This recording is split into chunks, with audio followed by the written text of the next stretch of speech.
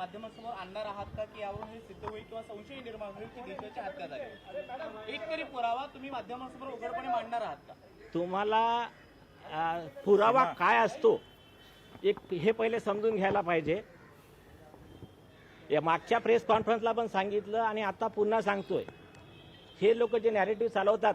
आणखीन एक गोष्ट ते सांगायच्या आधी आणखीन एक सांगतो मी. मागे नॅरेटिव्ह झालं की 5 वर्षांनी कशी काय जाग आली त्यांच्या वडिलाला, त्या लोकांना पण उत्तर, त्यांच्या अगेन्स्टमध्ये पण कारवाईची मागणी केली आहे. 11 डिसेंबर 2023ला सतीश साल्यांचं स्टेटमेंट रेकॉर्ड केलं एसआयटीने. त्या स्टेटमेंटमध्ये त्यांनी सांगितलं की हो केस रिओपन करा आणि आरोपींवर कारवाई करा. 2 वर्ष आधीच बोललेले आहे. हे नॅरेटिव्ह चालवत आहेत असं आणि मिसगाईड करत आहेत, तर त्यांच्यावर पण कारवाई करण्याची मागणी केली आहे. एक दुसरं पुरावा म्हणजे काय असतो, आमच्याकडे आय विटनेस पण आहेत, आम्ही सांगितलं. पण ते आय विटनेस 2 मिनिटाकरता बाजूला ठेवा.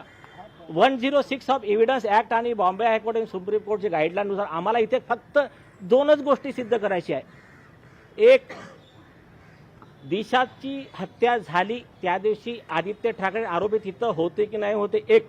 आणि दुसरं, दिशाचा जो मृत्यू ते सांगतायत तो मृत्यू हा नॅचरल नाही आहे, त्याच्यात फाऊल प्ले आहे. दोन्ही गोष्टी आम्ही, आणि त्याच्यानंतर 106 नुसार आरोपीची जबाबदारी आहे, त्याने एक्सप्लेनेशन द्यायचं की ती डेथ झाली ती कशी झाली आणि मी तिथे होतो नव्हतो काय झालं. तर आदित्य ठाकरे यांनी जे डिफेन्स घेतला आहे की त्या दिवशी माझे आजोबा वारले होते आणि यातले जे दुसऱ्या आरोपीला मी ओळखत नाही, ते दोन्ही डिफेन्स खोटे निघाले. मोबाईल टॉवर लोकेशनवरून पण खोटे निघाले. त्यांचे आजोबा त्या दिवशी जिवंत होते. तर या सगळ्यावरून खोटा डिफेन्स हाच आरोपीला फाशीची शिक्षा देण्याकरता सबळ पुरावा आहे असं उच्च न्यायालयाचा सुप्रीम कोर्टाचा आदेश आहे. पण आमच्याकडे भरपूर आय विटनेस आहेत. नावं याच्याकरता सांगत नाही की यांनी या केसच्या संदर्भातले 10 विटनेस आयदर गायब झाले, कुणाचा आत्महत्या म्हणजे कोणाला ॲक्सिडेंट दाखवला, कुणाची हत्या केली, काय यांनी जे केलं आहे, म्हणून आम्ही नाव सांगत नाही आहे. आणि याच्यात आणखीन एक नवीन मुद्दा आला आहे. दिशा साल्यांचा एक मित्र होता, म्हणजे आता जे पोस्ट चालू आहे, स्टीव्ह पिंटो.